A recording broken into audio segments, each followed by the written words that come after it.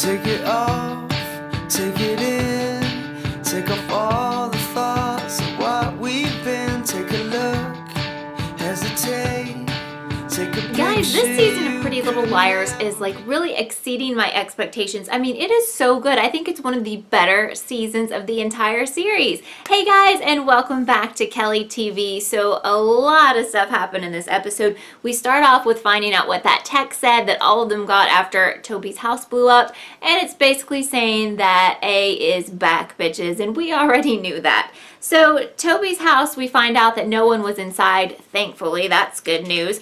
And according to the newspaper, Toby's house fire happened because of a natural gas explosion. Does anyone believe that? Because I sure don't.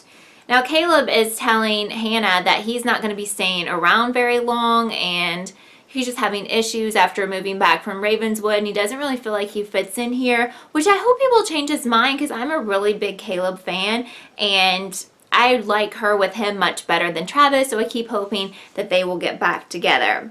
So Aria is still super worried that A is going to expose her now that A is back and she killed Shauna.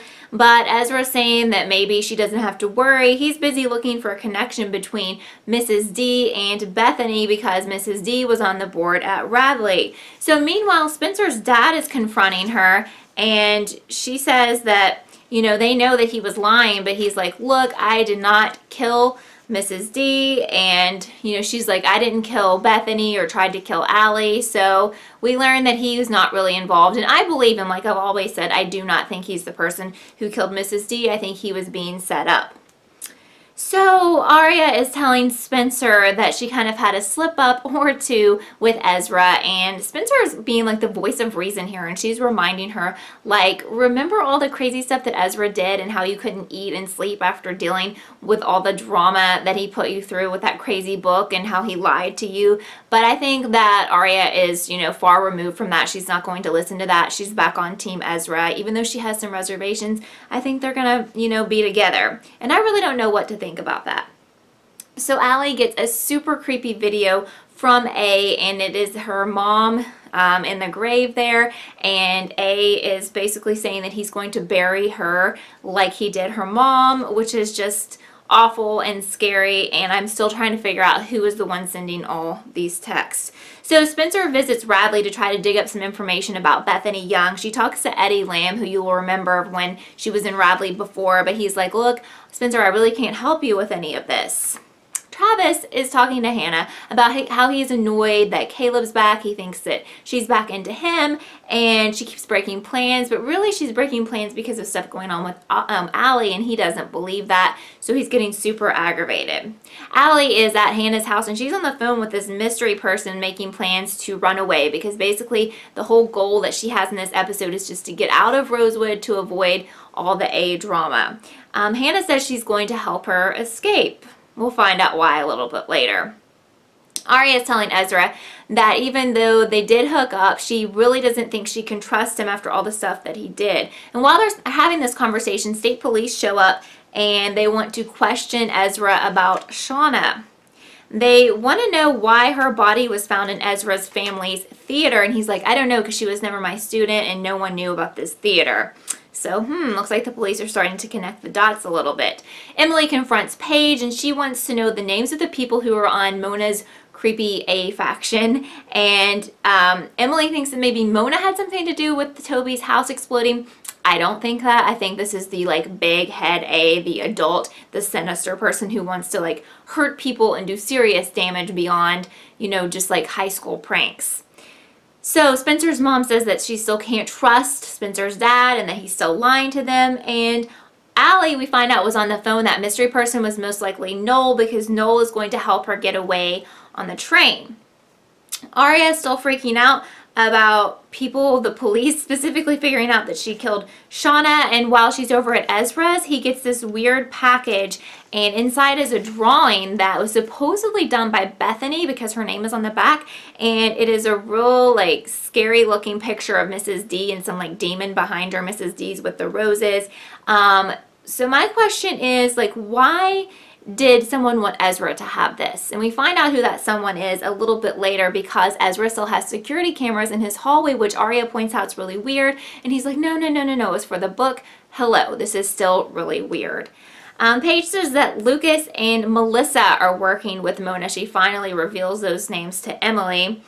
And Emily finds out from Hannah that Hannah was trying to help Allie leave, and she's of course like furious about it, and they exchange some words, and Hannah's like, oh yeah, but you have a crush on Allie, blah blah blah. So Paige, since she did her little ratting out of those people, she finds a dead rat in her gym locker, and that's probably something that Mona would do, because Mona's like more childish, and she's going to do more childish things. She's not going to try to kill someone. Well, I guess she did try to kill Hannah, but she's not going to, or was it Spencer? But she's not going to try to kill someone, but she's, you know, she's going to do like little silly pranks like that to get her message across. So what I thought was pretty crazy in this episode is that as Allie is preparing to leave, someone is actually in her house, and they like really mean to hurt her. They have that scarf around her neck, and they're trying to, I think they're trying to kill her. They didn't really say that in the show, but they're strangling her, and it's really violent, and she, you know, might not have made it, but thankfully Emily goes to check on her and intervenes and like is able to hit this A person, and of course they run away just when we think we might be able to see their face. And I just think, wow, that's really, really, really bad. I mean, this person was seriously out to kill her, and that just kind of freaked me out. So we found out from the security video that it was Eddie Lamb from Radley who left that package at Ezra's door, but I'm still trying to figure out why Eddie Lamb is going to leave a package for him. Did he do this on his own because he's told Spencer he didn't want to be involved in any of this? Did someone pay him to do it, make him do it, blackmail him to do it? What are your guys' thoughts on that? Because I would like to hear that. So Spencer gets excited because she finds out that her and her mom are going to move back in the house, but then she quickly finds out that her dad is not coming. They're still getting a divorce, so she's really upset about that. Her mom says she just can't forgive him any more times. And the girls decide that someone needs to volunteer at Raleigh to find out information about Bethany Young, and we find out that Arya is going to be the one to do this. Now, Allie is confronted once again by the police. They want her to come down to the station with her dad and answer some more questions about Shauna, which is probably going to get her in trouble because she's telling all these lies, and they're going to start catching up to her and just not making sense. And while she's talking to the police, she gets a text from A saying it's time for the cage bird to sing. So then as the episode ends, we see that A is preparing some flowers for Bethany Young's family, and A kind of looks like a girl because it is wearing a veil, but that doesn't mean anything. It could still be a guy. So I want to know your thoughts about this episode because I thought it was pretty freaking awesome, and I just want to thank all of you guys for your amazing theories on last week's video. And as I told you, I was going to be shouting out a subscriber who had awesome theories, and this is really hard because some of you commented like several times, and I tried to apply to everyone who had a public account. So if I missed you, maybe you were private or I just didn't see you, but I tried to reply to everyone.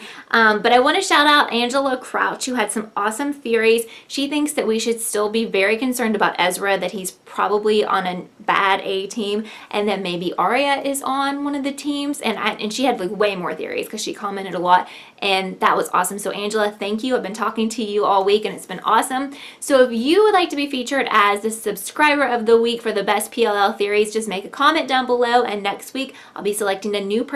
I will shout you out and highlight your comments on my channel, and I just appreciate all of the comments that you guys are leaving because I am such a super fan and I love to read your theories and bounce off of you what my theories are. So thank you so much for your support, and don't forget to subscribe because I review every single episode of PLL of this season, and I also do some other videos. I just did a brand new who I think A is and who is on the A team, and we'll also link that down below in case you missed it. So thanks again for watching this episode of Kelly TV, and I will see you next time.